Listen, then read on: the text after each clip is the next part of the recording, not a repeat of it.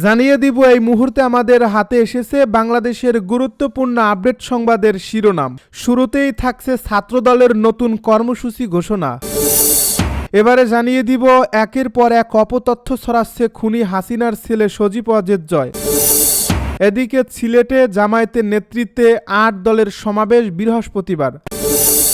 আরও জানাবো বেগম খালেদা জিয়াকে রাষ্ট্রের অতি গুরুত্বপূর্ণ ব্যক্তি ঘোষণা। এদিকে সংসদ নির্বাচন থেকে সরে দাঁড়ালেন জামায়াতের জেলা আমির। সব শেষে জানিয়ে দিব পরবর্তী ইরান যুদ্ধের জন্য নতুন অস্ত্র সম্ভার প্রস্তুত করছে ইসরায়েল। এতক্ষণ শুনছিলেন হাতে থাকা আপডেট সংবাদের শিরোনাম, এবারে বিস্তারিত। তবে তার আগে অনুরোধ রইল ভিডিওটিতে একটি লাইক এবং কমেন্ট করে জানিয়ে দিন ভিডিও সম্পর্কে আপনার মূল্যবান মতামত। আরও জানিয়ে দিন ভিডিওটি কোথা থেকে দেখছেন বা কোন জেলা থেকে দেখছেন। ছাত্রদলের নতুন কর্মসূচি ঘোষণা। বাংলাদেশ জাতীয়তাবাদী ছাত্রদলের কর্মসূচি ঘোষণা করছে। বিএনপি চেয়ারপারসন বেগম খালেদা জিয়ার সুস্থতা কামনায় মঙ্গলবার মিলাদ ও দোয়া মাহফিলের কর্মসূচি ঘোষণা করছে ছাত্রদল। সোমবার এক সংবাদ বিজ্ঞপ্তিতে এই কর্মসূচির কথা জানানো হয়েছে। কর্মসূচির মধ্যে রয়েছে ২ ডিসেম্বর বাদ আসর ঢাকা বিশ্ববিদ্যালয়ের কেন্দ্রীয় মসজিদে বাংলাদেশ জাতীয়তাবাদী ছাত্রদলের উদ্যোগে মিলাদ ও দোয়া মাহফিল। এছাড়া মঙ্গলবার সারা দেশের সব বিশ্ববিদ্যালয়, জেলা ও মহানগরে মিলাদ ও দোয়া মাহফিল অনুষ্ঠিত হবে। বাংলাদেশ জাতীয়তাবাদী ছাত্রদলের সভাপতি রাকিবুল ইসলাম রাকিব ও সাধারণ সম্পাদক নাসির উদ্দিন নাসির আজ এই কর্মসূচি ঘোষণা করেন।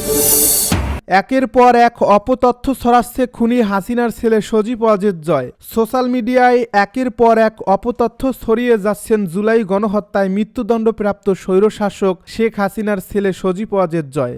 এবার গ্রেনেড উদ্ধারের পুরনো ছবি দিয়ে জয়ের পেজ থেকে ছড়ানো হচ্ছে অপতথ্য। এটি শনাক্ত করছে প্রেস ইনস্টিটিউট বাংলাদেশের ফ্যাক্ট চেক ও media research team Bangla fact. Bangla fact জানায়, গ্রেনেড উদ্ধারের পুরনো ছবি দিয়ে সজীব ওয়াজেদ জয়ের পেজ থেকে ছড়ানো হচ্ছে অপতথ্য। ২০২৪ সালের ৮ নভেম্বর যৌথ বাহিনী অভিযান চালিয়ে কক্সবাজারের উখিয়া উপজেলার মোরাগাছতলা এলাকা থেকে পরিত্যক্ত অবস্থায় ৯টি গ্রেনেড উদ্ধার করে। সজীব ওয়াজেদ জয়ের শেয়ার করা ছবিটি সেই ঘটনার। বাংলা ফ্যাক্ট অনুসন্ধান টিম জানায়, শনিবার রাতে রাজধানীর ডেমরার সারুলিয়া এলাকায় গরুর হাটের পাশে ঝোপ থেকে পরিত্যক্ত অবস্থায় 4টি গ্রেনেড উদ্ধার করে র্যাব 10। এ তথ্যের ভিত্তিতে খন্দকার তারেক রায়হান নামে একটি ফেসবুক অ্যাকাউন্টের ছবিসহ একটি পোস্ট রোববার সন্ধ্যা ৬টা ৫৯ নিজের ফেসবুক পেজে শেয়ার করেন ক্ষমতাচ্যুত সাবেক প্রধানমন্ত্রী শেখ হাসিনার ছেলে সজীব ওয়াজেদ জয়। এ পোস্ট শেয়ার করে জয় লিখেছে, ইউনূস সরকারের শাসনামলে বাংলাদেশের সন্ত্রাসীদের কাছ থেকে পাকিস্তান নির্মিত গ্রেনেড উদ্ধার। বাংলা ফ্যাক্টের এই যাচাইয়ে দেখা গেছে জয়ের পোস্টের ক্যাপশনের দাবি সত্য নয় এবং খন্দকার তারেক রায়হান নামে ফেসবুক অ্যাকাউন্ট থেকে জয়ের শেয়ার করা ছবিটি গতকাল ডেমরার সারুলিয়া থেকে পরিত্যক্ত অবস্থায় 4টি গ্রেনেড উদ্ধারের নয়। গত বছরের ৮ নভেম্বর যৌথ বাহিনী অভিযান চালিয়ে কক্সবাজারের উখিয়া উপজেলার মোরাগাছতলা এলাকা থেকে 9টি গ্রেনেড পরিত্যক্ত অবস্থায় উদ্ধার করে। ছবিটি সেই ঘটনার। সিলেটে জামায়াতের নেতৃত্বে ৮ দলের সমাবেশ বৃহস্পতিবার। ভিন্ন ইস্যু নিয়ে সিলেটে বিএনপি জামায়াতের শোডাউনের প্রস্তুতি প্রায় সম্পন্ন করার পর আকস্মিক স্থগিত ঘোষণা করা হয়েছে বিএনপির কর্মসূচি। মাত্র একদিনের ব্যবধানে নগরীর প্রাণকেন্দ্রে থাকা একই মাঠে 2টি পরস্পর বিরোধী বলয় ও আয়োজনে ব্যস্ত ছিল গত কয়েকদিন ধরে। ত্রয়োদশ জাতীয় সংসদ নির্বাচন সামনে রেখে এটা উভয় দলের মধ্যে সমর্থন শক্তি প্রদর্শনের শোডাউন বলে চাউ রাজনৈতিক মহলে।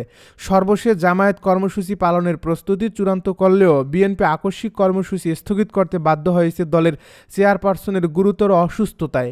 সিলেট জেলা বিএনপির সভাপতি ও সিলেট ৩ আসনের সংসদ সদস্য প্রার্থী আব্দুল কাইয়ুম চৌধুরী যুগান্তরকে জানান, 3 বারের প্রধানমন্ত্রী ও বিএনপি চেয়ারপারসন বেগম খালেদা জিয়া গুরুতর অসুস্থ থাকায় সব প্রস্তুতি সম্পন্ন হওয়া সত্ত্বেও সিলেট সরকারি আলিয়া মাদ্রাসা মাঠের অনুষ্ঠান স্থগিত করা হয়েছে।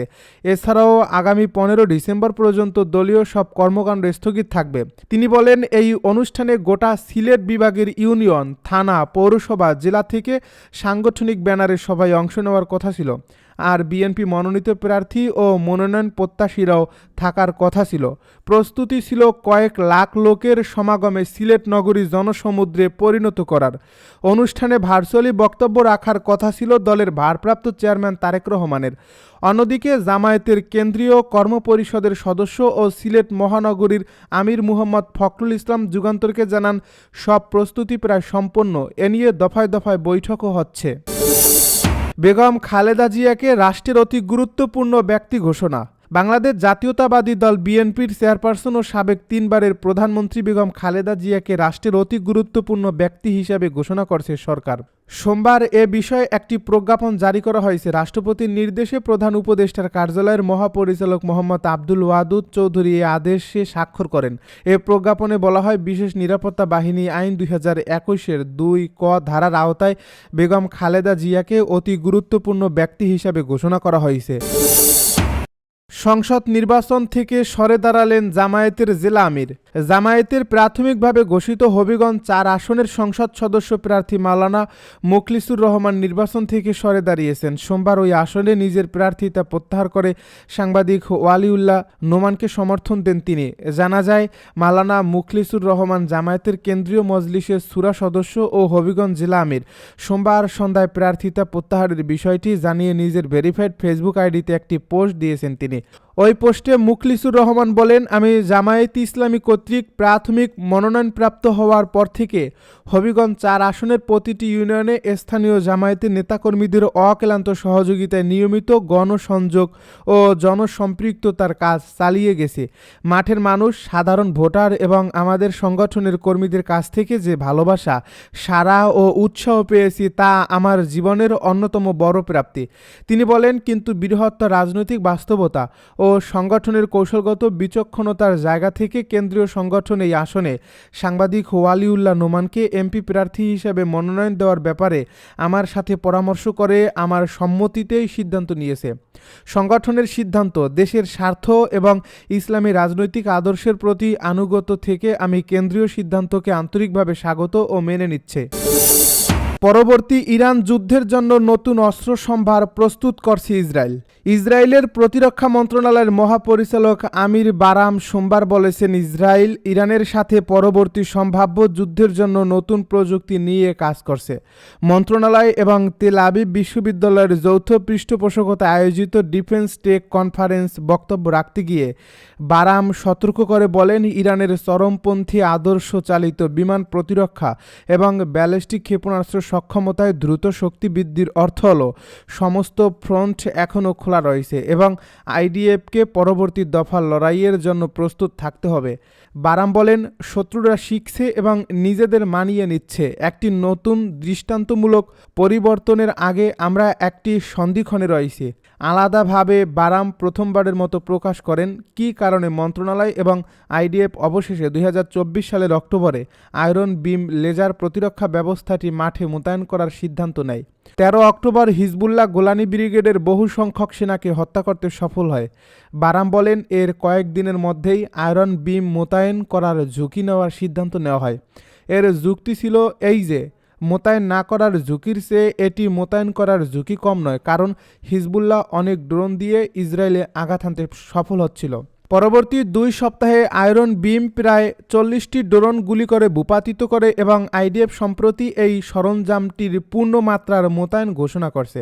এরপর বারাম উন্নত প্রতিরক্ষা প্রযুক্তিতে ইসরায়েলের বিশেষত্ব নিয়ে কথা বলেন এবং উল্লেখ করেন, বহু বছর ধরে ইসরায়েল বিশ্বজুড়ে সাইবার জাতি হিসেবে পরিচিত ছিল।